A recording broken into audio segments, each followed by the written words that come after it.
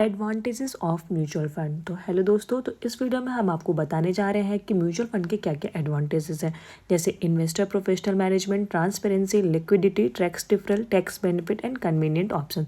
तो आइए एक एक करके पढ़ते हैं कि हमारे क्या क्या बेनिफिट है। तो सबसे पहला बेनिफिट है इन्वेस्टर प्रोफेशनल मैनेजमेंट, मतलब कि जो भी आपका म्यूचुअल फंड होता है वो एक प्रोफेशनल द्वारा मैनेज किया जाता है। सारे जो इन्वेस्टर्स होते हैं, जितने भी आप इन्वेस्टमेंट करते हैं, वो सारा एक प्रोफेशनल के द्वारा मैनेज किया जाता है, जिससे आपको एक ट्रस्ट बना रहता है कि हमारे पैसे कहीं डूबेंगे नहीं, हमारे पैसे बहुत अच्छी जगह लगे हुए हैं। दूसरा होता है ट्रांसपेरेंसी। ट्रांसपेरेंसी क्या होता है कि मतलब दोनों लोग के बीच में कोई भी चीज़ छुपा नहीं है, सब कुछ ट्रांसपेरेंट है। आपको सारी चीज़ पता रहेगी कि आपका पैसा कहाँ कहाँ लगा है, और उनको भी ये पता रहेगा कि आप कितना पैसा दे रहे हैं। तो हर चीज़ एकदम ट्रांसपेरेंट रहता है।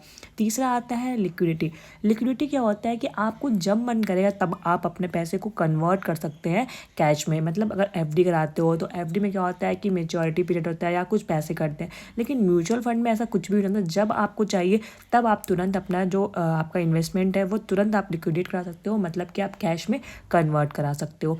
तीसरा होता है टैक्स डिफरल। टैक्स डिफरल क्या होता है कि इसमें आप म्यूचुअल फंड से जो भी पैसे आप अर्न करते हो, उस पर जो भी रिटर्न आप अर्न करते हो, उस पर आपको टैक्स नहीं देना रहता है। जैसे कि अगर आप कहीं और से पैसे अर्न कर रहे हो तो उस पर आपको कहीं ना कहीं टैक्स देना रहता है। तो इसमें सबसे बड़ा एडवांटेजेस यही है कि जो भी आप अर्न कर रहे हो थ्रू म्यूचुअल फंड, उस पर आपको टैक्स नहीं देना रहता है। टैक्स बेनिफिट क्या होता है कि कहीं कहीं आपको क्या होता है कि कुछ सेक्शन है, जैसे सेक्शन 80C, उसमें आपको 1,50,000 तक का रिबेट मिल जाता है टैक्स, जिससे आपका टैक्स बच जाता है। तो इसमें टैक्स बेनिफिट भी होता है कि कहीं कहीं क्या होता है कि आप इन्वेस्ट कर देते हो तो वो टैक्स एक वहाँ नहीं लगता है। और सबसे लास्ट है कन्वीनियंट ऑप्शन। आपके कन्वीनियंट के हिसाब से ही होता है, ये नहीं कि इसके लिए 10,000 20,000 ही चाहिए। आप 500 रुपये से भी मिनिमम स्टार्ट कर सकते हो म्यूचुअल फंड। बाकी ऐसी और जानकारी के लिए do like share and subscribe. Thank you.